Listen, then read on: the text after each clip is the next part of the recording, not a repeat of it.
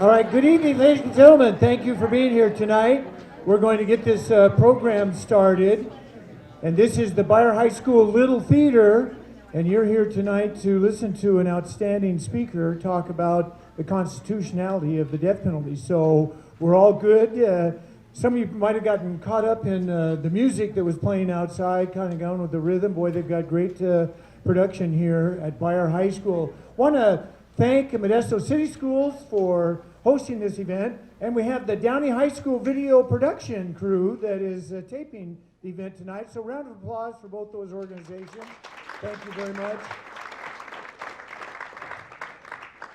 Just for those of you that are new to the Little Theater in Beyer High School, if you need to leave for a moment, restrooms are out across the courtyard area, the men's and women's room over there. And also, during the course of this event, if you would please silence your phone and make sure that you have that on vibrate or turned to the off position. Thank you very much.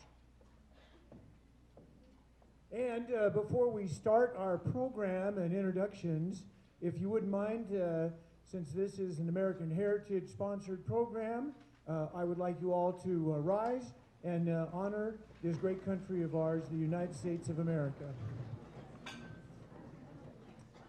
We'll do the Pledge of Allegiance. Ready? Salute. I pledge allegiance to the flag of the United States of America and to the republic for which it stands, one nation, under God, indivisible, with liberty and justice for all. Thank you very much, ladies and gentlemen. My wife and I traveled to England and Europe this summer. We attended a family wedding. Our son is English, and so his younger brother got married. We had the opportunity to go to Europe for a short visit, and I can tell you that things that we hear about on the news and read about in Europe in terms of social unrest is very much alive over there. It was very disturbing to see how people are living over there in terms of their living situations, in terms of them not having enough to survive.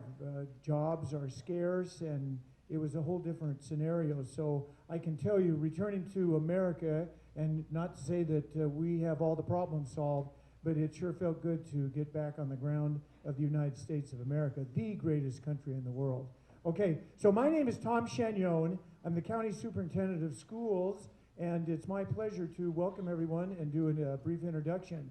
First of all, as I got here early, I walked the halls of Beyer High School, because when I came to Modesto a long time ago, my first teaching job was right here at Beyer High School, home of the Mighty Patriots. And I ran into some students outside, and I told them that story. I said, you know, I started my teaching career at Beyer High School back in the 70s. And I said, so do you know what that makes me? And I thought they would say, well, yeah, you're a patriot, go pay. They said, that makes you old. I said, oh, well, thank you very much. My wife told me that recently, because we went to an antique auction not too long ago, and 3 people bid on me. Okay, we're moving on. I want you to know that this program, the American Heritage Program, is a result of the tragic events of 2011, 2001, September 11, when we were attacked.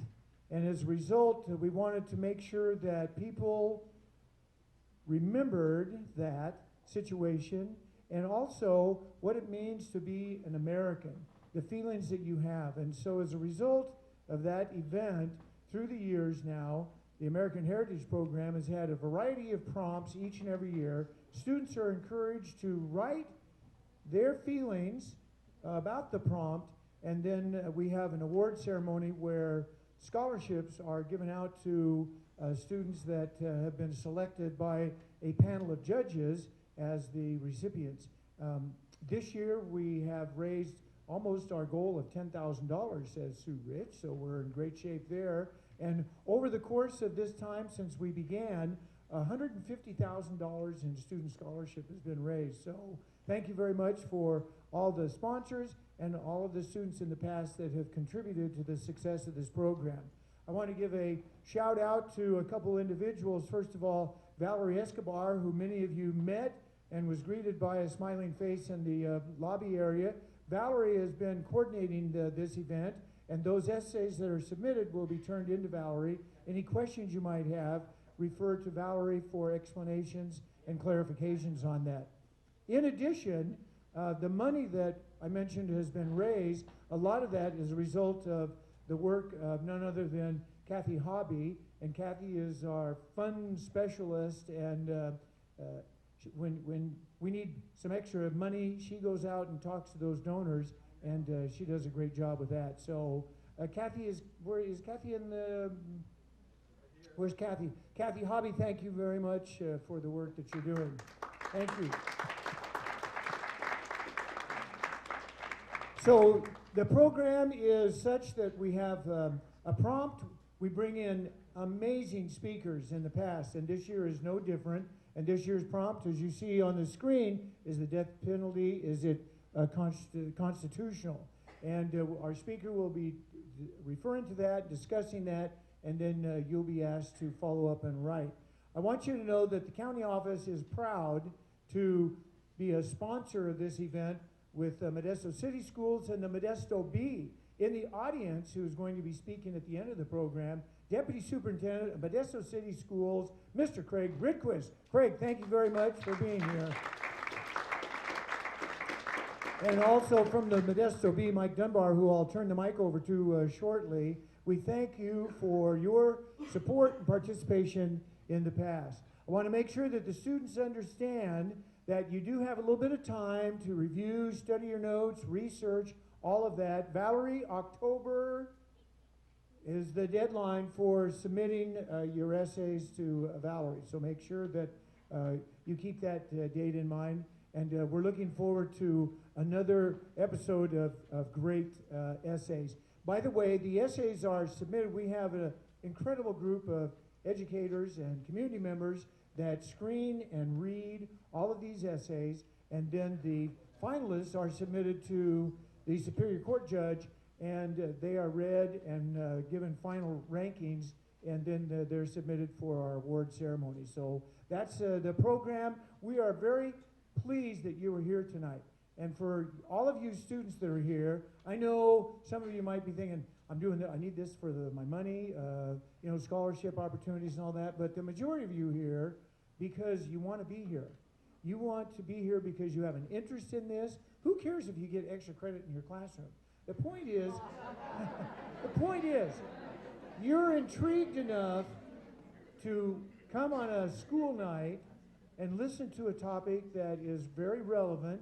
It's a hot topic that's being debated in our country today, and we appreciate that because nobody twisted your arm or double twisted to get here, and I appreciate that because we need students like you to be the leaders of tomorrow, and thank you for doing that tonight. Ladies and gentlemen, with great pleasure, I get to introduce the man that runs the Modesto Bee and keeps us all abreast of the latest happenings. Ladies and gentlemen, big round of applause for Mike Dunbar.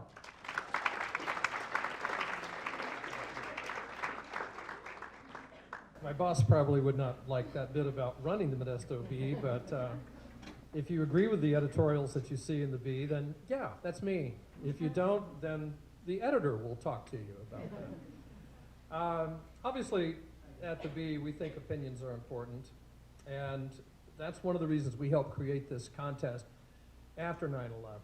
And it's been going on for 16 years, and we've been part of it every year. Not only do we encourage young people to have opinions, but we also want them to express them and be able to defend them. And that's kind of what I do too. Along with speaking tonight, I have another role in the contest. I help grade the essays in the original format before they go on to the judges. And as a newspaper writer and editor for 40-some years, I want you to know that many of the essays that we see are very, very good. A few are downright fantastic, and that happens every year in, year out. So what makes a fantastic essay? Well, a few of our writers at the Bee, not me, put together some video tips. And you can find them at the Office of Education website, which is www.stanco.org/video/writing tips.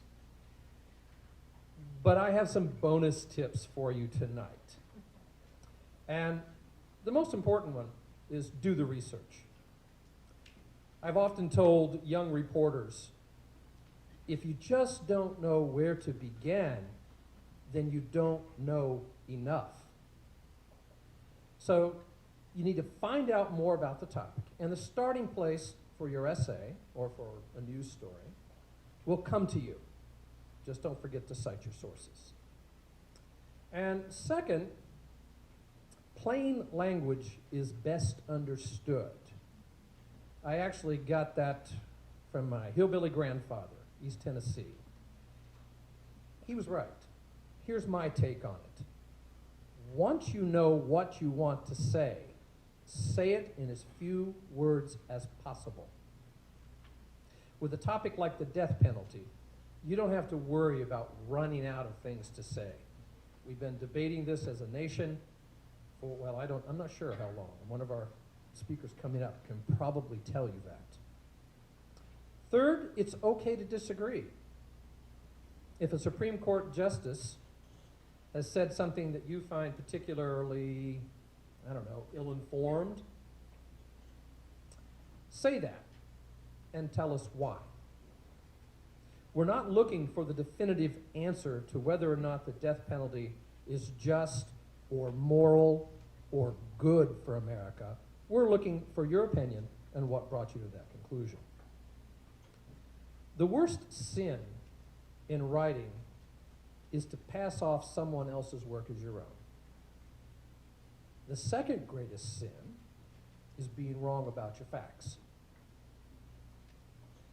But the third greatest sin is being boring. Being interesting is not against the rules. I will read a lot of your essays, and I will appreciate all the work that you've done because I know what it takes to write an essay. But if you can keep it interesting, that makes my job easier. So, there is a fourth sin. It's called poetry. But that's just my opinion. Now that we don't run poems in the being, not very often. Now that I've given you my opinions, I look forward to reading yours. And I'd like to introduce someone that I've been working with for several years on this project, William Broderick Visa.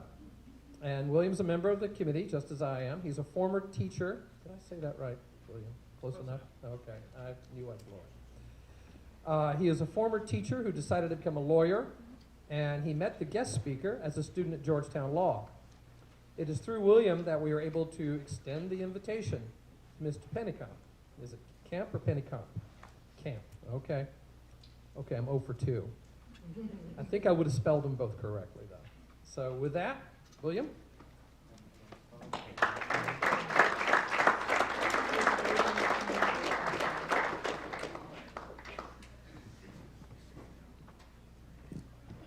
Thank you. Thank you, Mike, and thank you everybody for making it out tonight. Very quickly before we begin, how many teachers are there? If there are teachers, can you stand up? And any teachers? Just one? Two? Okay. Give a round of applause to your teachers. Any principals? Any principals? Good. Good. Superintendents, assistant superintendents, former superintendents. Yes, right here. SCOE administration officials, SCOE people. Thank you. These are the people that behind the scenes make it all happen. So remember to thank them. Our speaker tonight, Aaron Pennicamp, is an associate at the San Francisco office of Munger, Tolles, and Olson. Mr. Pennicamp earned his law degree from Georgetown University Law Center, where he served as the editor-in-chief of the Georgetown Law Journal. He received his undergraduate degree in international politics, also from Georgetown University, where he graduated magna cum laude and was elected Phi Beta Kappa. While attending law school, Mr. Pennicamp also served in the Virginia Army National Guard, and he actually deployed for a year during law school. He deployed in Iraq in 2010 as an infantry rifle platoon leader. Mr. Pennycamp joined the firm after clerkships with Justice Stephen Breyer of the U.S. Supreme Court, Judge John D. Bates of the U.S. District Court for the District of Columbia, and Judge Jeffrey Sutton of the U.S. Court of Appeals for the Sixth Circuit. And to be a Supreme Court justice, you first have to clerk at a federal appellate level. It's a very, very prestigious honor and distinction, and that's something that he can speak to maybe a little bit afterwards about the topic. This year's prompt is printed in your program and is embedded in the forms on the SCOE website that must accompany a submission. The prompt: is the death penalty constitutional? The Eighth Amendment to the U.S. Constitution prohibits the government from inflicting, quote, cruel and unusual punishments, close quote. Many believe depriving someone of his or her life is, quote, cruel, unusual, and immoral, and therefore unconstitutional. Others feel some crimes, treason, murder with special circumstances, killing members of law enforcement, etc., require the ultimate punishment. Take a position and defend your point of view using logical argument and situation and citations to relevant historical, social, and legal sources. Bottom line, students, you are asked to take a stand. Is the death penalty constitutional? With that, I will introduce our speaker, Mr. Aaron Pennycamp.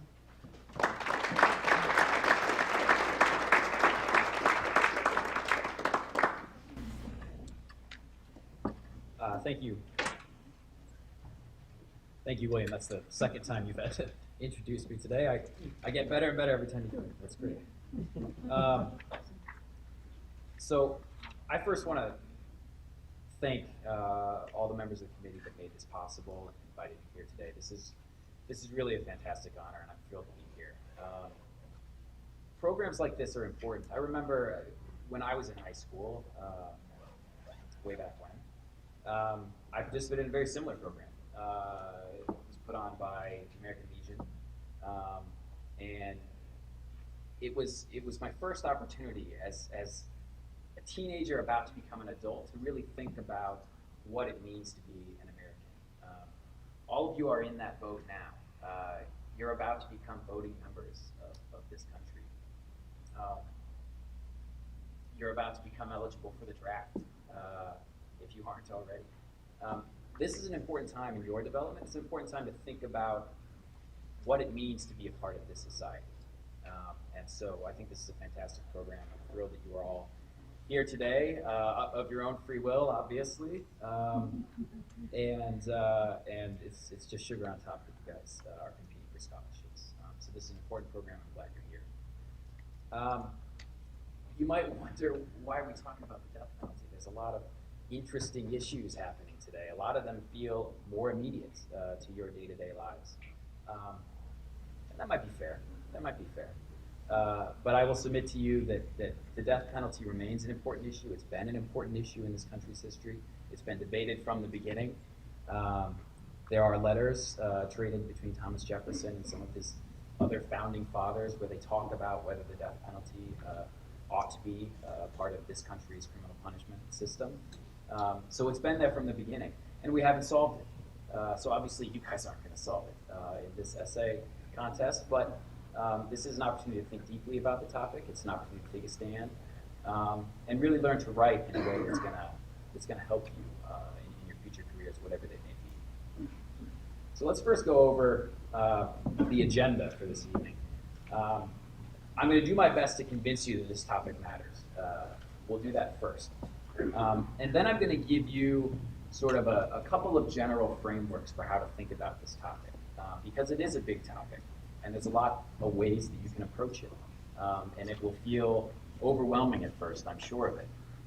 But hopefully these two frameworks I'm going to give you, one of them called originalism, one of them called living constitutionalism, will give you a starting point, a way to think about this problem in a way that's manageable, and that will hopefully lead to some good, exciting essays. Next, we'll talk about some of the ways that the death penalty has been challenged over the years. We're not going to talk about all of them because there are frankly too many. Lawyers are creative. They come up with interesting ways to attack this problem. We'll talk about a few, but in your research, I'm sure you will come across more. Then, just to get you kick-started on this process, I'll offer you a couple of ways to think about this problem.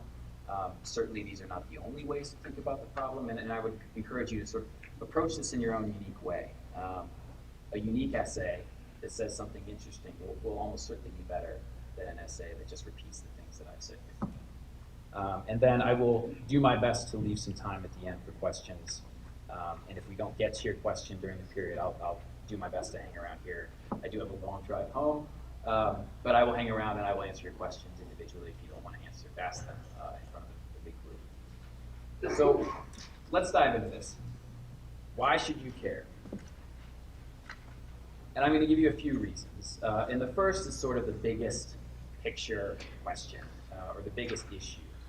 And that is, I think the way that we decide to punish crime says something important about who we are as Americans.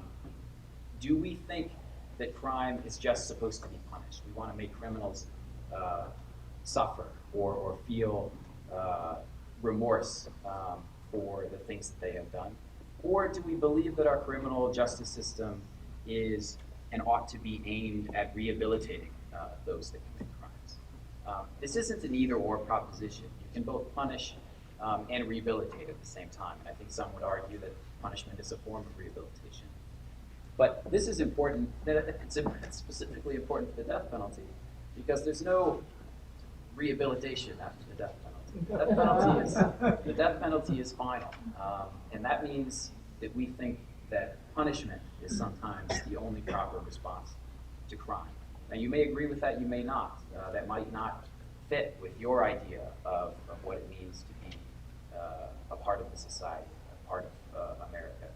But that's something that you should think about sort of as you're getting started in this program. The next reason why I think this is important and is worth talking about now is there has been a long history of constitutional challenges to the death penalty. But I think we're really at a tipping point where the big question, is the death penalty constitutional ever in any circumstance, or is it always unconstitutional, has become a very serious question that is now very seriously being presented to the U.S. Supreme Court. This is a petition. I will spare you the details, but generally to get a case heard for the U.S. Supreme Court, you have to file what's called a cert petition. And the cert petition says, Supreme Court, this issue in my case is particularly important, and you should hear this case and you should decide it this year. It is very difficult to get to the Supreme Court, to get the members of the court to decide to hear your case. Something like 10,000 petitions get filed every year. Every year the Supreme Court decides to hear maybe 80 of those. So your odds are not good. But this year, a very prominent lawyer from a very prominent law firm has decided he is going to put his name on a petition to the Supreme Court asking the court to find the death penalty unconstitutional in all circumstances. The name on the brief there on the right is a guy named Neil Katyal. He's a former professor of mine at Georgetown. And he's generally considered to be one of the best lawyers in the country. And if a lawyer of his stature has decided that the time is now for the court to hear this case, I think that's a pretty good indicator that enough members of the court are thinking about this issue that they might decide to hear it this year. And if they decide to hear this case this year, this will be the big case for the Supreme Court term. Now, there's no guarantee that they will decide to take the case. They might decide they're not ready to hear this case. But it is a real possibility. And if that's the case, if that's going to be part of the national conversation, I think you guys should have thought about it. This is just a quote from the cert petition where Hidalgo, the person that is bringing this case, argues, invalidating Arizona's death penalty statute under existing doctrine would not, however, cure all the underlying constitutional maladies. The death penalty is unconstitutional, full stop. That's what he argues. This court can and should strike down the punishment in its entirety. So keep an eye out for this case. If the court decides to grant this case, This is the one that at the end of the term, all the media will be waiting outside for the opinion to be handed down. They'll all be frantically reading the opinion on air to try and figure out what it says. So think about it. Think about this issue. A little bit closer to home, as I mentioned earlier, how many of you are old enough to vote already? Yeah. Okay, the adults have revealed themselves. The rest of you, you're going to be able to vote in what, a year or two? Is that right? Congratulations. So closer to home, this is going to be an issue, and it has been an issue, and will continue to be an issue. Just this last election cycle in November, on the statewide ballot in California, there was a proposition called Proposition 62, and it asked a fairly simple question. Do you think that California should repeal the death penalty and replace it with life imprisonment without parole? If you answered yes, you agreed with that statement. The death penalty should be repealed as far as the California Constitution is concerned. If you answered no, you thought we should keep the death penalty. You know, that's not the most narrow of margins when statewide elections are concerned, but it is close. And what this tells you is that California is fairly evenly divided on this question. About 47% say we should repeal the death penalty and not impose it here in the state. And about 53% say we should keep it. But again, this was, I'm a new Californian. I moved out here from Washington, D.C. with my wife last summer. So November was my first opportunity to vote in a California election. And if you don't already know, your parents will tell you, you don't want to walk into the voting booth having not thought about these issues beforehand. California ballots are very long. There are a lot of propositions that you're going to be asked to vote about. Many of them statewide propositions, some of them county propositions, some of them city propositions. You're going to be asked to vote for everything from dog catcher to governor to president. If you haven't thought about this beforehand, you're going to spend a lot of time in the voting booth. So this issue is going to come up. It's going to be on future ballots, I'm sure of it. So again, I think it pays to have thought about it beforehand. So you're convinced, right? It's an important topic. Yeah. All right. Cool. Enthusiasm. Love it. So let's start with some very basic facts. We'll talk a little bit more about some of these as the presentation goes along, but I just want to sort of set a baseline here at the beginning. Where's the death penalty today? What does it involve? How often does it happen? Does anybody want to guess how many executions there were in the United States last year? So 2016? 5. I heard a 5. Anybody want to guess a little bit higher? 20. I heard 20. On the nose.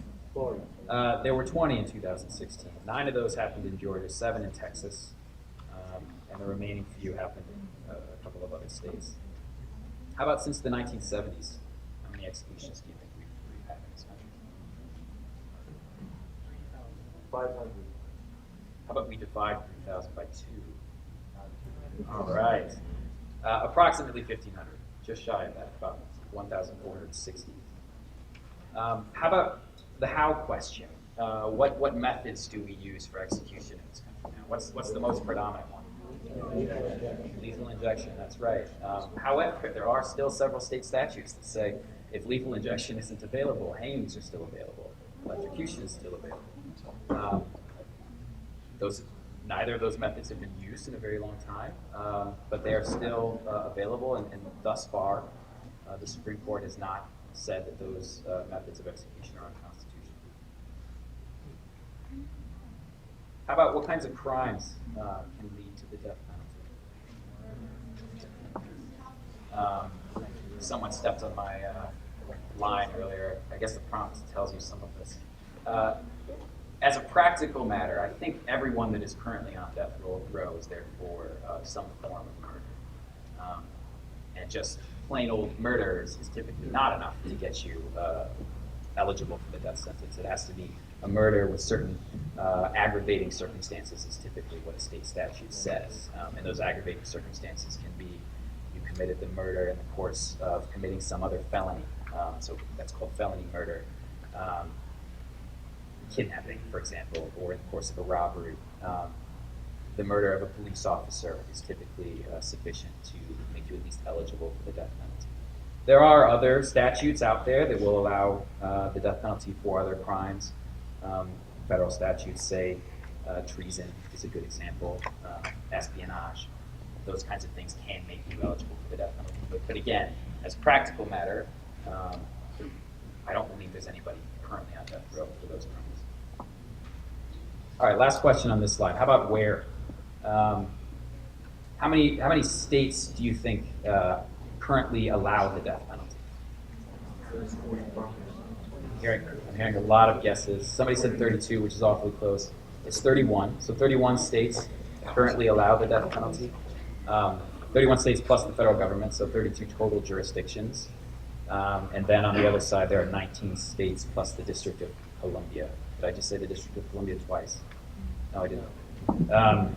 So 19 states plus the District of Columbia. Those 19 states that have abolished the death penalty at some point or another are Alaska, Connecticut, Delaware, Hawaii, Illinois, Iowa, Maine, Maryland, Massachusetts, Michigan, Minnesota, New Jersey, New Mexico, New York, North Dakota, Rhode Island, Vermont, West Virginia, and Wisconsin. The most recent was Maryland. Their General Assembly voted to abolish it in 2013. So now the most important question, why? Why do we do this? What are the reasons that we give for justifying a punishment as severe as taking someone's life? Generally, there are 3 reasons given in the cases that talk about this. The first 2 are highlighted in red because typically those are the most important reasons given to justify the death penalty. The first is retribution. And this is the idea that there are just some crimes that the only proper response is death. There's no coming back from it. It's so heinous and so awful that society feels the need to kill the person responsible. And I'm not going to sugarcoat this. When you're looking at your research for this project, when you read the cases, the facts are not good. Horrific crimes, and it will make you feel uncomfortable, no matter what position you have on the death penalty. You're going to have to deal with the fact that horrible things happen, and people do horrible things. And then the question becomes, does that justify the death penalty for you? Some of you are going to answer yes, some will answer no. But again, I'm not going to tell you this project is going to be easy, and I'm not going to tell you this project is never going to make you feel uncomfortable. So the next reason, deterrence. And this is the idea that we have to have a death penalty. We have to have a punishment so severe that would-be criminals think, you know what, I'm not going to do this. This comes with some serious consequences, and I don't think it's worth it. It's good in theory. The question for you as you think about this project is, what does the research say about deterrence? Is the death penalty an effective deterrent for horrible crimes? Is it a significantly more effective deterrent than the next most serious punishment, life in prison without parole? What does the research tell you? I think you'll find, as you look at the research, and there's plenty of it out there, that there are arguments on both sides of this. And again, that's something you're going to have to deal with. Not just which research do I believe, but does the fact that there is inconsistent evidence on both sides of this make you feel more or less uncomfortable about opposing it? Well, the last one I think is also important, but it's less frequently cited in the cases, and that is, besides the need to punish, besides the desire to deter, we also feel the need to do something for the surviving members of the victim's family and friends who are almost certainly going through significant pain as a result of these horrible crimes. But again, it's an open question. Does killing the person responsible for that pain help make the pain go away? That's probably an individual thing, but it is no less a factor in this country's decision to keep the death penalty as long as it has. All right, so with some of that background, let's dive into this.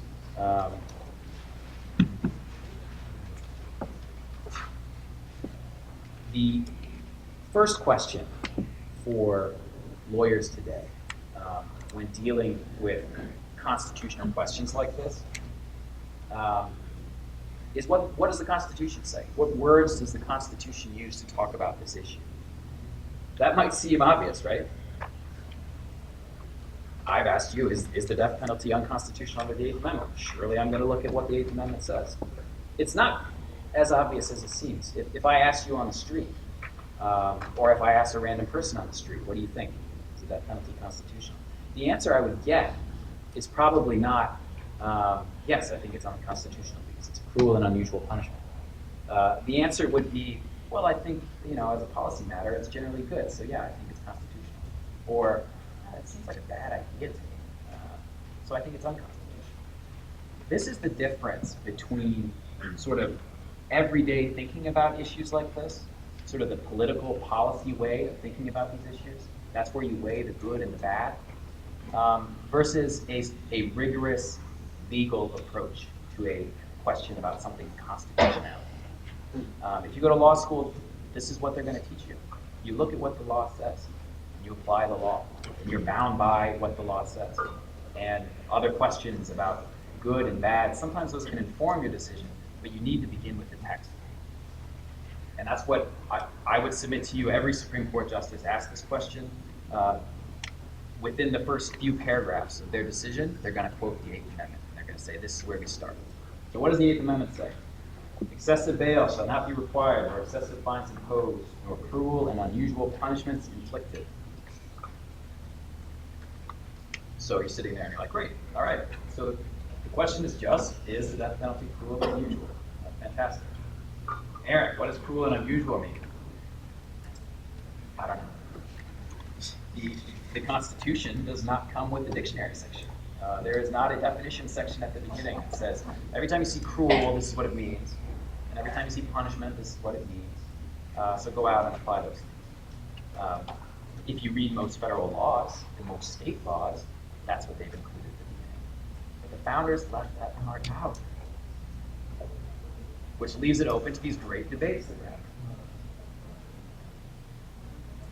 So I'm going to give you a couple of frameworks for approaching this question. What does cruel and unusual mean, and how does it apply to the death penalty? Hopefully this will help you as you think about it. And these are two sort of umbrella concepts. The first one we're going to talk about is originalism. The next one we'll talk about is living constitutionalism. And keep in mind that these are umbrellas, right? There are nuances between these things. There are plenty of originalists that often apply living constitutional methods of interpretation and vice versa. Some people fall completely in one boat or the other. I'm not telling you that you have to say that you are one. I'm just giving you a couple of ideas for how to think about this big picture so that you can help formulate your own ideas about this topic. So the first one, originalism. What does originalism mean? It's an awful word. It's difficult to say. But basically it means this, that the words in the Constitution mean what the founders thought that they meant. So what the question becomes not as what is cruel and unusual today? What do we consider cruel and unusual right now as we sit here in 2017? The question is, what did the founders think was cruel and unusual in 1789 when they were writing the Constitution, and 1791 when it was officially enacted? That becomes the question. And if that's the question, well, maybe the answer becomes pretty easy. The death penalty existed in 1789. Lots of means of killing people for lots of different crimes existed in 1789. So does that mean because it was constitutional then, it must be constitutional now? The strict originalists would say, yes, of course. Justice Scalia is a great example of originalism. The late Justice Scalia, I should say. He once said, as part of a discussion at the University of Chicago, that the Constitution means today not what current society, much less the court, the Supreme Court, thinks it ought to be, but what it meant when it was adopted. For me, therefore, the constitutionality of the death penalty is not a difficult, soul-wrenching question. It was clearly permitted when the Eighth Amendment was adopted, and so it is clearly permitted today. You might be thinking to yourself, great, you've just answered the prompt. I'm just going to write an essay about originalism. You could do that. But again, I will submit to you, I think the question is a little bit more complicated. And even Justice Scalia has had his doubts on this particular issue about originalism application to the Eighth Amendment.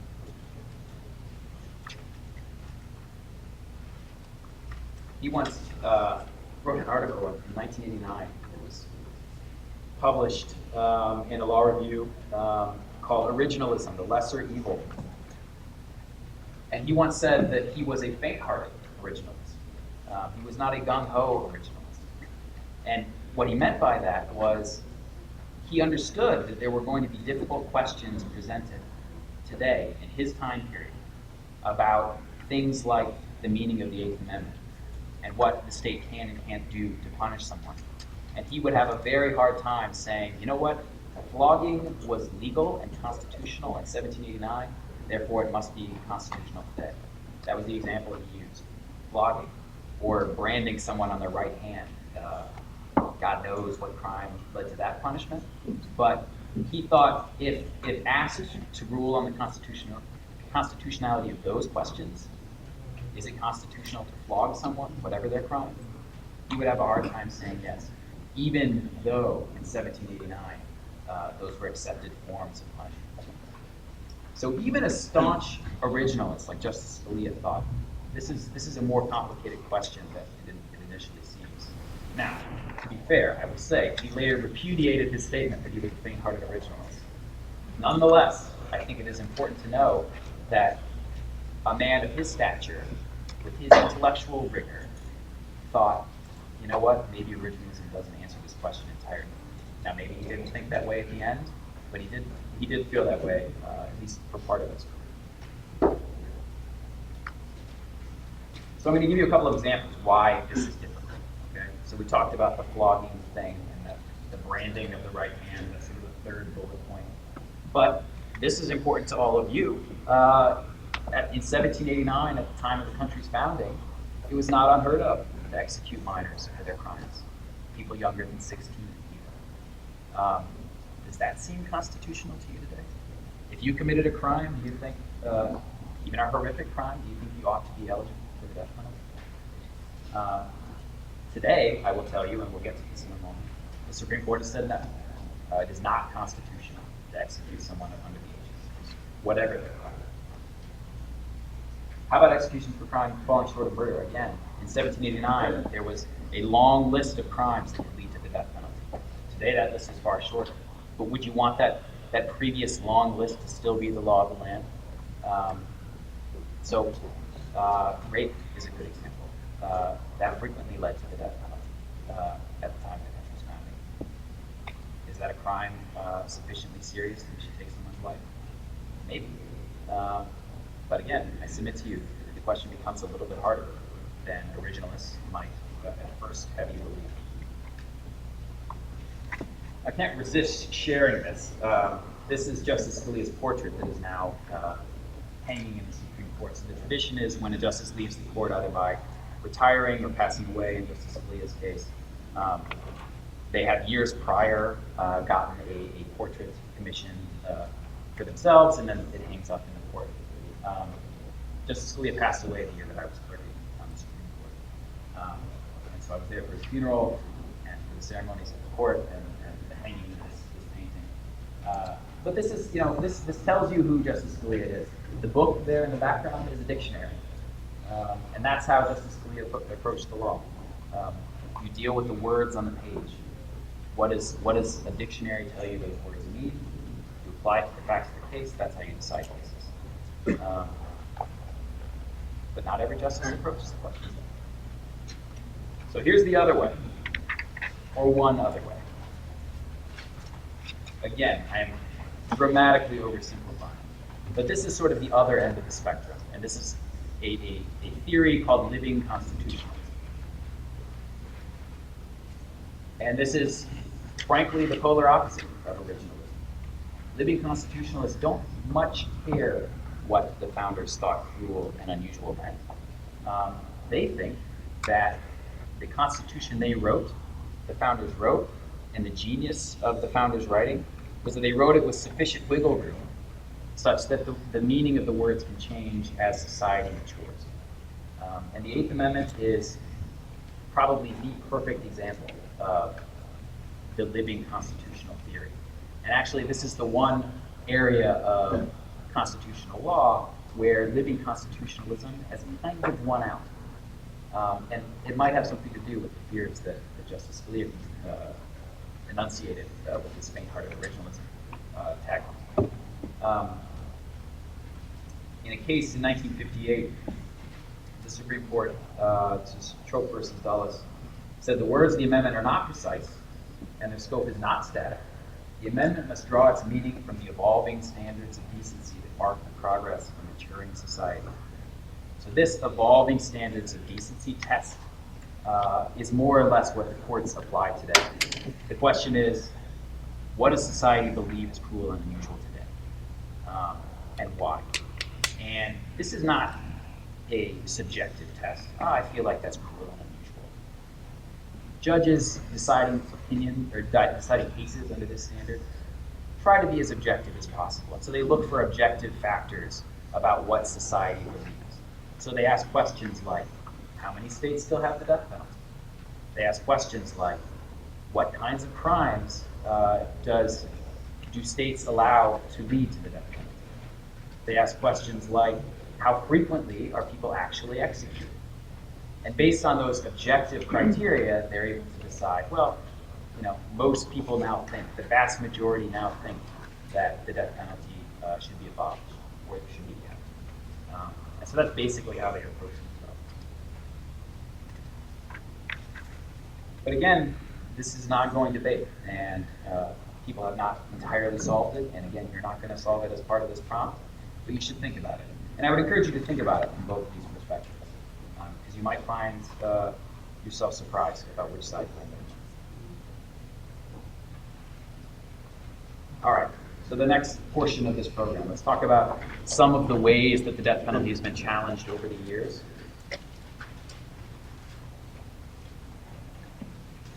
And then first I'll mention our challenge is based on the who. So who committed the crime, right?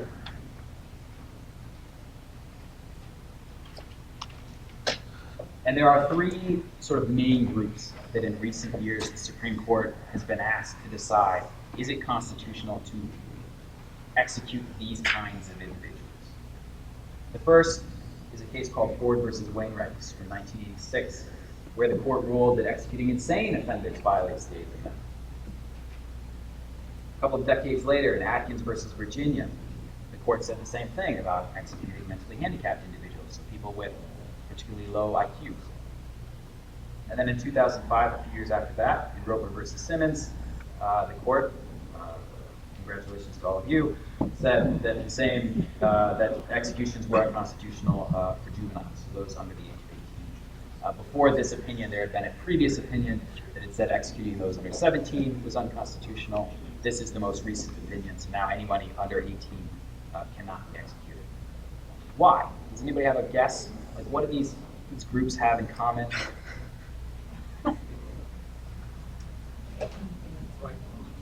What's that? How about you? They're not full and functional members of society. You're on the right track. And yes, so the basic idea is that these individuals are particularly unlikely to understand the consequences of their actions. You guys are teenagers. You do crazy stuff all the time, right? You don't think about what happens afterwards. And the idea, I was once a teenager too, I know. The idea is that leads to a lower level of culpability. All right, it might be a horrific crime that these teens committed, but their brains aren't fully formed. They're not yet fully formed adults capable of making entirely rational decisions.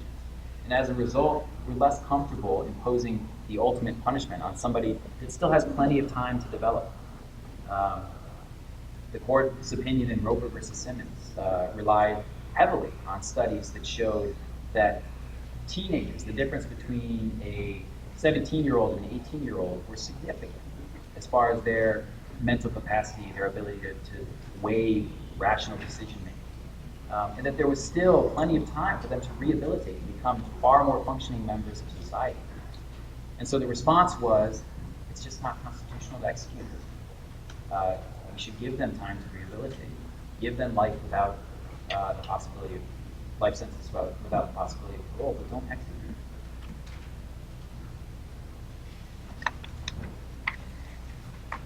The next set of challenges, and again, we're not going to be able to cover all of them. You will come across others as you're doing the research in this case. But there have been lots of recent challenges based on the methods used for execution. So we talked about earlier, lethal injection is the most frequently, and in fact right now, the exclusively used method of execution in the United States. There have been lots of recent cases challenging the specific drug protocols that states are using to execute individuals. So typically, and each state is different, there is a 1 or 2 or 3 drug protocol that they will give an inmate that is going to be executed. If it's a 3-drug protocol, they give you an anesthetic first, and then they give you a drug that will paralyze you, and then they give you a drug that will stop your heart, and that's the end. 2-drug protocols work similarly. 1-drug protocol, I think, they just give you a lethal dose of an anesthetic. So prisoners have brought cases recently challenging that protocol, saying that the data suggests that this supposedly humane way of killing people is actually not so humane. In fact, they claim that prisoners feel excruciating pain in the moments before they die as part of this drug protocol. What's interesting and tricky about this issue is that there's a lot of secrecy surrounding the drugs used as parts of these protocols. States are loath to publish this information. They don't want to give out where they got the drugs from. And that's for lots of reasons. Protesters are very effective at getting companies to stop giving drugs to states that are using the drugs for death penalty. And they're afraid that their supply is going to dry up, essentially. But that leads to a weird situation where people have to challenge methods of execution that are going to be applied to them without really knowing the full bounds of how they're going to be executed. They don't know where the drug came from. They might not even know the specific drug. So it leads to an interesting problem. I have cited one case here that is not a federal case. It is not a federal Supreme Court case. That's State versus Mata. And that's a 2008 case from the state of Nebraska, where the Nebraska Supreme Court was asked to consider whether their statute, which allowed executions to be conducted by electrocution, was constitutional. Now, that case was decided under the Nebraska Constitution, but the Nebraska Constitution is worded quite similarly to the U.S. Constitution. It prohibits the same cruel and unusual punishment. And the Nebraska Supreme Court said, yes, the data we have now suggests that that was an awful way to kill people. Imposed lots of unnecessary, and therefore it was unconstitutional. Interestingly, though, the case cited there, Mays versus Reese, this was the first method of execution case that the Supreme Court decided to hear in over 100 years. So 100 years had gone by without any serious challenge to the way we were executing people, which meant there's a lot of law in the books about the constitutionality of electrocutions and hangings, etc., that just has not been re-examined in 100 years. I would submit to you again, our knowledge of what those methods of execution entail has probably changed over the last 100 years, so maybe it's time for the court to think about this issue. All right, so to wrap up sort of the forms of challenges, the question. We'll talk about one more, and that is the for what. So what are we executing? Again, we've talked a little bit about this. But the general rule that the courts have decided to apply is this proportionality requirement, which is the punishment imposed cannot be excessive in relation to the crime committed. And generally what that has meant is that states and federal courts asked to decide these issues have found that unless the crime amounts to murder, and particularly egregious murders, then the death penalty simply cannot be imposed consistent with the Constitution. So there's a couple of cases, one from the 70s and then one more recently, that specifically held that it is unconstitutional to impose the death penalty for various kinds of rape.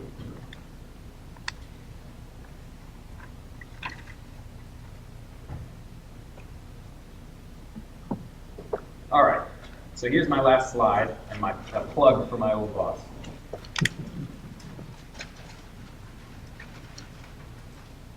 So this is a cheat sheet for you guys. Glossop versus Gross is a one-stop shop for a lot of these arguments on both sides. So Glossop was another lethal injection case. So the case was brought by a prisoner challenging lethal injection, or the form of lethal injection that was going to be used against him as part of his execution. But the interesting thing about Glossop is not necessarily the majority opinion. So when the Supreme Court decides cases, there is always, I will not say always, there is 99% of the time a majority opinion, which means when there is a 9-justice court, at least 5 people agree that this is the way the case should come out, and they've all signed on to one opinion written by one of the justices. Okay? So there's a majority opinion. Anytime that not everyone is in the majority, there is going to be at least one dissenting opinion. A dissent simply means I disagree and here are the reasons why. Okay? In Glossop, there was a majority opinion, there was a dissenting opinion, and then there were 2 separate concurring opinions. Now, concurring opinions are opinions written by a separate justice explaining their reason for joining the majority opinion, okay? Or sometimes responding to something said in the dissent the majority simply decided not to talk about. That's not an unusual number of opinions to come out of one case on the Supreme Court. The justices only hear 80 cases a year. They've got lots of clerks that are eager to write things, and so lots of opinions come out. But what's particularly interesting about this case is that the majority opinion was about the lethal injection protocol, whether that was constitutional. The dissent, written by my old boss, Justice Breyer, he wrote this the year before I joined the court, so I had no hand in this. He wrote an extremely lengthy dissent that for the first time laid out all of his reasons for why he said in public, for the first time, he thinks the death penalty is unconstitutional. I will submit to you that that's a pretty good place to start if you want to think about the various arguments for why the 8th Amendment prohibits the death penalty. Now, on the flip side, if you disagree with that proposition, and I would encourage you to read all of these opinions anyway. Both Justice Thomas and Justice Scalia wrote their own concurring opinions that specifically responded not to things said in the majority opinion, but to things said in Justice Breyer's dissenting opinion. So they lay out all kinds of reasons why they believe the death penalty is constitutional. So again, this is a one-stop shop. You plug this into Google, Glossop versus Gross. You'll find a PDF or some other document that has all of these opinions in it. I think that's a pretty good place to start your research. So some of the things that Justice Breyer talked about in his dissenting opinion are things that I have not really spoken about here today. And a couple of the reasons why he thinks, in particular, the death penalty is unconstitutional, is he is not convinced that we have a reliable means of determining who ought to get the death penalty. And what he means by that is that there are, he thinks, a disturbing number of cases where prisoners on death row have been completely exonerated. So they were convicted of a crime, they were sentenced to death, and later evidence, given what we've learned about DNA evidence and forensic evidence, has found not only that it's questionable whether they did it, but it's pretty conclusive that they did not. And if that's the case, if there are a significant number of people that are potentially going to be executed for crimes that they didn't commit, in Justice Breyer's opinion, that raises serious questions about the constitutionality of the penalty. If we can't be 100% certain, or close to 100% certain, that the people who were sentencing to death actually deserve to die? Again, I think he would say that raises serious constitutional questions. Another issue raised in the Glossop dissent that I didn't talk about yet today is he thinks the death penalty is fairly arbitrary. So one of the arbitrary factors about whether or not the death penalty is imposed is where the crime was committed. So even within states that have the death penalty, Louisiana is a good example, depending on which county you commit the crime in, if it's on one side of the county line versus the other side of the county line, is one of the most important factors in determining whether or not you're going to get a death sentence. And in his view, that kind of arbitrariness, again, raises questions about the constitutionality of the death penalty. And there's lots of reasons for why that happens. Sometimes a county prosecutor is just very aggressive, more aggressive than neighboring counties about seeking the death penalty. Sometimes it has to do with the demographics of the people that live in the county. Some people are just more willing to vote for death when they sit on a jury. But again, in Justice Breyer's view, those sort of arbitrary factors, acknowledging that they exist, raises questions for him about the constitutionality of the death penalty. But again, Glossop is not just going to give you Justice Breyer's view. You should look at Justice Thomas's opinion. You should look at Justice Scalia's opinion. I think you will find very powerful arguments on the other side. So we talked a little bit about this before. If the question is, what are the evolving standards of decency? What point has our maturing society reached regarding the death penalty question?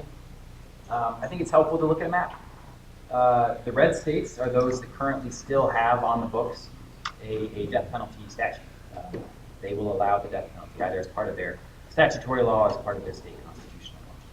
And the grayed out boxes or states are those that have, again, in one form or the other, abolished the death penalty.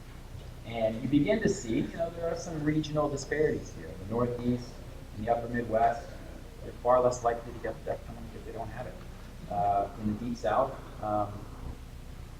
your odds are better, or worse, depending on your perspective. Here's another way of looking at it. So this is a slightly outdated map, but this is from data as of 2014. So this is from between 1976 and 2014, where executions actually took place. And you'll see there are some states that just happen to execute a lot more criminals than others. So even in states that have the death penalty. So remember, most of the West was red on the previous map, right? California, Colorado, Idaho, but they don't actually execute that thing. And what does that tell us about the death penalty? Are more egregious and awful crimes committed in Texas and Florida than in other places? I think that's a question worth asking as you think about this project. In California, the data between 1978 and 2014, between those years there were 850 people sentenced to death, but only 13 people have actually been executed. So California, not infrequently, jurors will impose a death sentence. But that doesn't mean that they're executed. That just means that they're on death row for a very long time. Again, I think that raises questions that I think you should think about and deal with.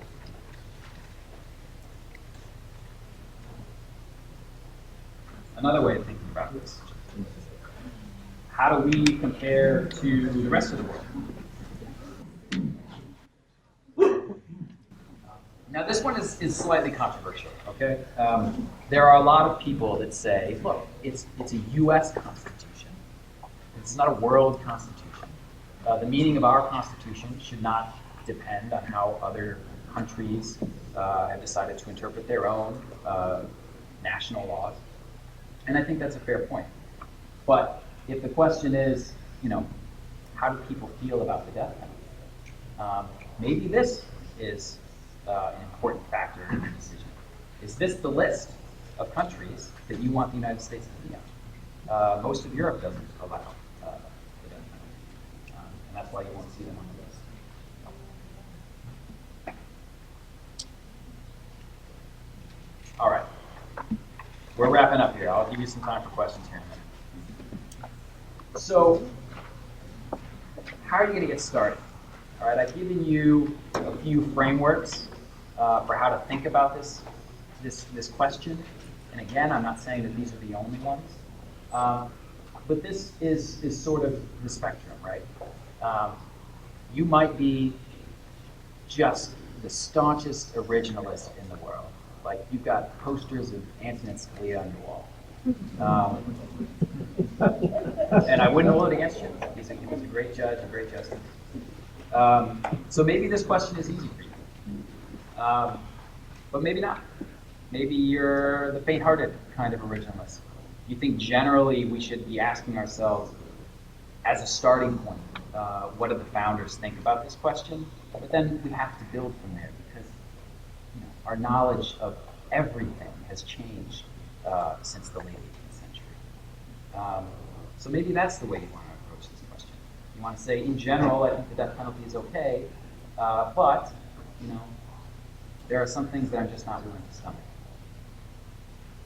Maybe you're on the far other end of the spectrum and you think, whatever the founders thought, they're dead and gone. We don't care what they thought. Maybe you think a lot of the things that they did were backwards and ill-informed. And therefore, the only question is, what is cruel and unusual today? And maybe for you, that makes this question very easy to answer. But I hope with my presentation here today, I haven't made it easy for either side. Finally, even if you think of yourself as a living constitutionalist, and really what you care about is how society has evolved, I don't think that necessarily answers the question for you. As we just saw a couple of slides ago, 31 states still think it's a pretty darn good idea to have the death penalty on the books. Just last year, California citizens, a majority of them, voted to keep the death penalty. So what does that tell you about where we've evolved? Maybe we just haven't evolved to the point where we're ready to get rid of the death penalty. And that maybe means to you that there's still a good reason to keep it, even though in general you think the cruel and unusual needs to mean whatever we think it means today.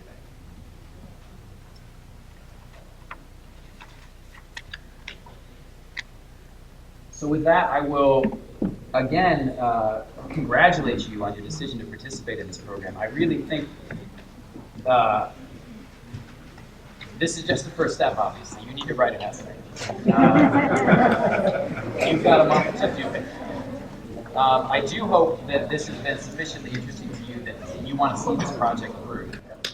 And thank you. And I will say it not just for the reason there's real scholarship money on the table, but again, to return to the whole point of this exercise. You are the future leaders of this country. You might be thrilled with the direction the country is going now, or you might not be so thrilled. But it is going to be up to you to decide which direction this country goes. And the death penalty is one small piece of that larger where do we go from here question. But I'd encourage you to start there. Think deeply about this issue. Think about what it means for you as a soon-to-be voter and as an American. And then do your best on this project. I think you'll find it worthwhile. I hope you found this presentation worthwhile. And I think and I hope that if you decide to see this through, that this will be something that you remember down the road. And maybe 20 years from now, you'll be doing this. So with that, I'll open it up to questions. I don't think we have a microphone floating around, so if you do ask a question, just speak up, please, so that we can maybe have the video catch it.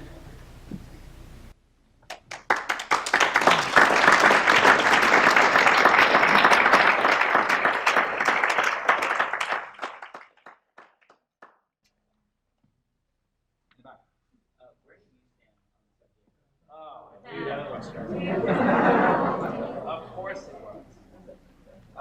Well, I'm a good lawyer, I think.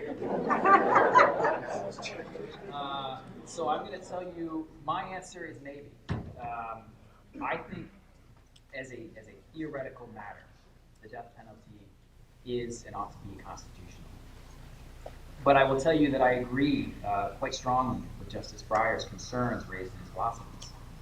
that if we cannot create a system that leads to a near certainty that the people that we put on death row are in fact guilty of the crimes that they committed, and if we cannot create a system that eliminates the arbitrariness that it is, I think, very difficult to deny exists as part of the death penalty, I become far less comfortable with it. I am not comfortable with the idea that, you know, if you live in one county and commit your crime in one county in Louisiana, you are far, far, far more likely to get the death penalty than if you had committed the crime 5 miles away on the other side of the county line. I think that raises serious questions for me about whether this punishment that I think ought to be on the table, given the fact that there are some really horrible crimes that I think maybe there is no coming back from.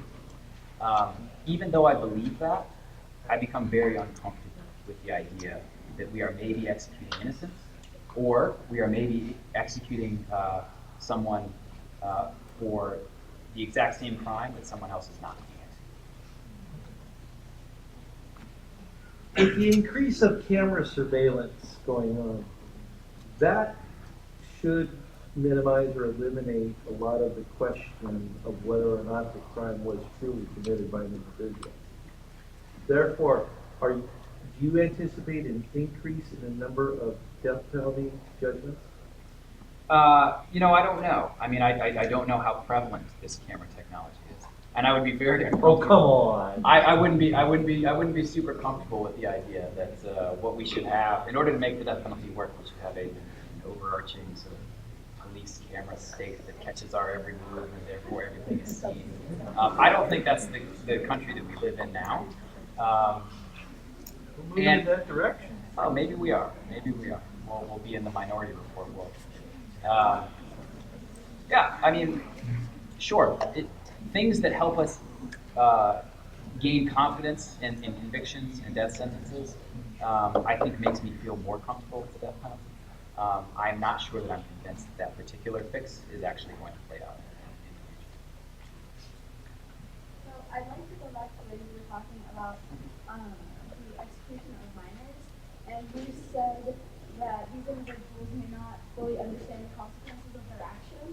So theoretically, of course, are you telling me that a 16-year-old who committed murder did not understand the consequences of their actions and were like they didn't have to go under the death penalty even though they are heading into adulthood and they have studied the Constitution and everything like that? Are you telling me that they don't have to? Well, you're describing a very well-informed 16-year-old, which, you know, they might exist, but it is.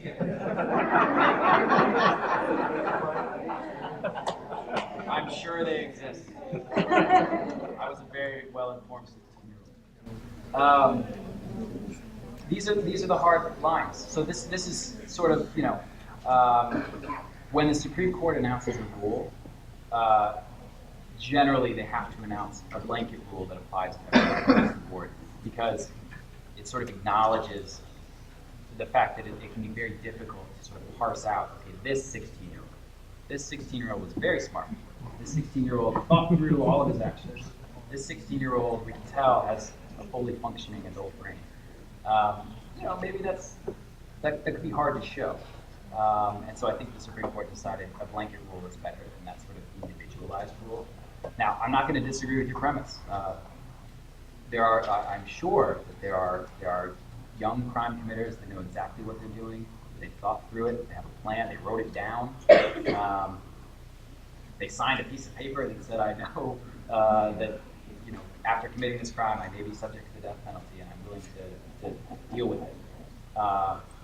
Maybe that person exists. But I think what the court relied on in Roper versus Simmons is the vast majority of scholarly research that suggested that teenagers, while capable of making lots of decisions, frequently do not make entirely rational decisions having thought them through.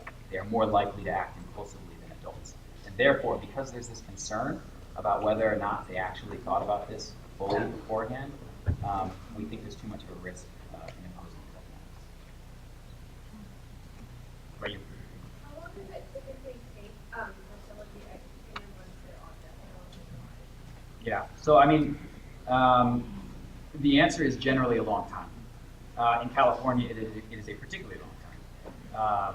As you saw from the statistics, 850 people have been on death row since 1978. Between 1978 and 2014, only 13 have been executed. That tells you something about how long someone might be on death row before they're actually executed. And there are lots of reasons for that.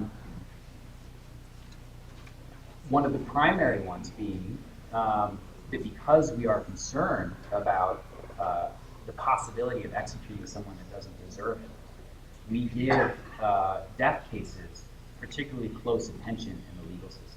So there's lots of avenues for you to challenge your death sentence. So again, I won't go into the details because it's boring even to me, but you typically get your direct appeal after you lose your case. But there are other avenues. So even if you're in state court in death cases, you have the opportunity to bring your case and shift it over to the federal courts and raise issues under the federal constitution. As a result, that legal process takes a long time to play out. And in fact, challenges to death sentences happen right up until the moment, frequently right up until the moment they're executed. One of the less pleasant aspects of clerking on the Supreme Court is that for every execution scheduled to happen over the course of a Supreme Court term, each justice has to have one clerk assigned to that execution, which means you are on call all day, all night, until you get what is called the all clear, which is either this person has been executed, there are no more challenges coming, or the inmate's lawyer has informed the Supreme Court that no more appeals are coming. But that can happen right up until the last moment. So you have to have Justice Breyer's cell phone number in your phone because you might have to call him in the middle of the night and say, Justice, this challenge just came in for an execution scheduled to take place in the next hour. We have to decide, are you going to let it go or are you going to challenge this one? So the legal process takes time to play out. But again, I would return to my earlier point. Even with all of that process, it's crazy to think, even with all of that process, we can't be 100% sure that everybody is actually guilty of the crimes they committed. But that's the truth. I know that in some states like Alabama, judges have the right to overturn a jury's verdict if, like, the jury wants to do life without parole. A judge can impose the death penalty, whereas other states, it's only the jury's verdict that's allowed. Do you even know of any cases or any constitutional arguments that could be made about who actually is deciding whether someone is getting the death penalty versus life without parole? Yeah, so I'm not sure I 100% agree with your premise. I would need to look at the law again, but it is my understanding that only the jury can impose a sentence of death. I don't believe that any states within the bounds of the Constitution will allow a judge to overturn a jury and say, no, I'm going to plus up the sentence the jury imposed. I'm not sure that it works that way. But there are sort of a genre of recent challenges to state death penalty statutes. There was a case out of Florida recently called Hearst versus Florida. It was about who got to make these sentencing decisions. So if you're interested in that question, I would encourage you to look there. And there might even be more recent challenges of a similar range. I'm curious, so is there a hazard of enhancement overuse of the indemnity to get out of the death penalty? Well, I don't know about overabuse.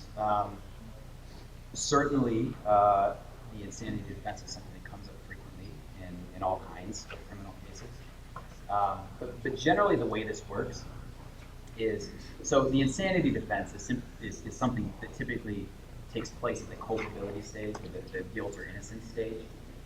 So you say, I can't be guilty of this crime because I didn't know what I was doing. The way death penalty sentencing works is that there is almost always an initial guilt or innocence trial, which is the kind of thing you're familiar with, where a jury says this person is guilty or not guilty.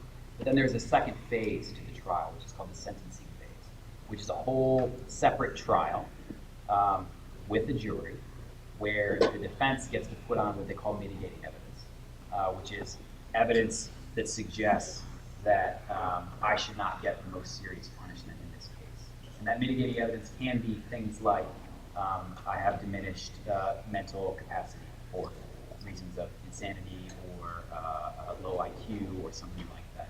It could be that I had a very difficult childhood. I was abused as a child or something like that, and therefore I should not be held quite as culpable as someone else. So that kind of evidence all comes in, and the defendant can basically put on as much evidence as they want to, and then a jury has to decide, is there sufficient mitigating evidence versus those aggravating factors that we talked about earlier, particularly egregious crime. So I don't know about overabuse, but that kind of evidence does come in quite frequently. We have time for maybe one more. Sure. How has your education and background shaped your views on death penalty? It's a good question. Have I thought about that? So I went to college at Georgetown, Catholic University. I went to law school at Georgetown. Neil Catchell was a professor of mine. Justice Breyer was a boss of mine. Certainly those things have impacted the way that I think about this particular issue. But I worked for another judge that would tell you that he thinks the death penalty is constitutional. Judge Sutton on the Sixth Circuit. Fantastic judge, fantastic boss, brilliant man. A Scalia acolyte. He clerked for Scalia back in the day. So I think I've been exposed to sort of both sides of this issue. And that's sort of probably why I come down somewhat in the middle. Generally thinking that the death penalty as a theoretical matter ought to be constitutional, but with serious concerns about how it's applied in our current criminal justice system. But that's worth thinking about, and maybe that's worth incorporating into your essays. So how do you approach this question? What you've experienced so far in life tell you about this question? I think that would be an interesting element. All right, with that, I will turn it over to our...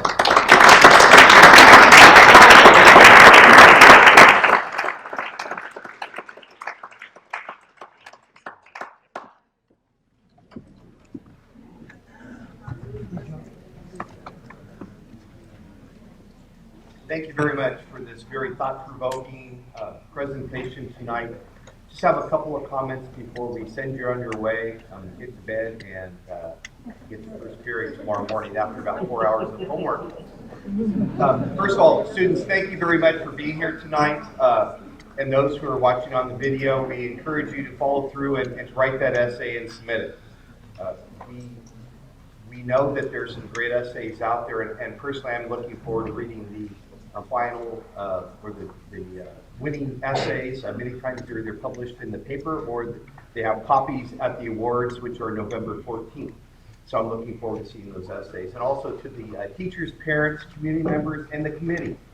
Thank you for being here tonight. I think your adult presence here just shows how much you value education, and we can't miss an opportunity to share our thanks to you tonight. Just a couple of words of warning for you. In the past years, many essays have been disqualified, and most for similar reasons. So if you do not want your essay to be disqualified, please remember the following. Quote and cite all speakers in your essay, and cite them in the bibliography page. Besides the comments from the speaker tonight, make sure that you have 3 additional Supreme Court decisions and or scholarly sources. Tonight there's a mention of a one-stop shop. Don't do all your shopping in that one-stop shop or you're going to be disqualified. If you listen closely, he said one-stop shop to start your research. Okay? That's a good place to start your research. That's not your only research. So make sure that you have those 3 additional Supreme Court decisions or other sources. And be very sure to check the rules in the packet that is identified or listed on the website. We'll talk about the website in just a moment. A few of the facts to date.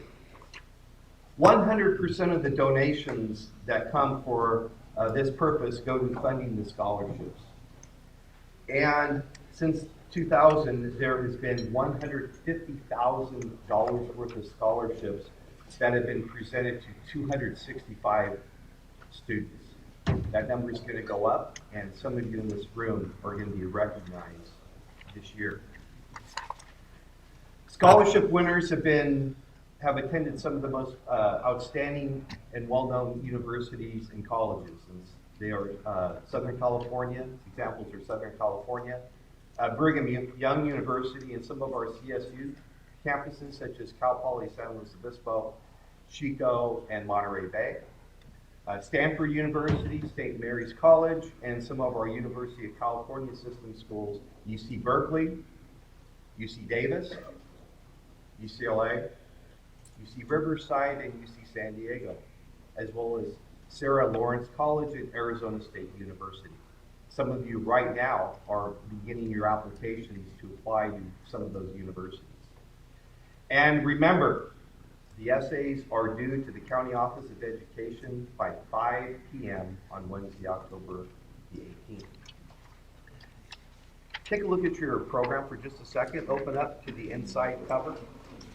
At the very top of the page I'm looking at, it has the word essay.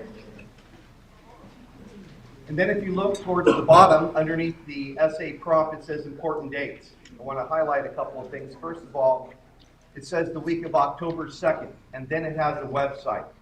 The website is listed there for the Stanislaus County Office of Education website. That is the website you're going to go to find out all the information related to this competition and this essay contest. First of all, the video of the lecture will be available on this website the week of October 2nd. Again, the week of October 2nd, check that website for this presentation. The PowerPoint for tonight will also be on that website. In addition, the application packet can be found on this page under related links. It's also available in the foyer on the table outside. And there are resources available that will help you with the writing of this essay, including the essay rubric, how are you going to be scored, and as Mr. Dunbar mentioned earlier, the website has a web tutorial on writing, which was produced or prepared by the Modesto Bee.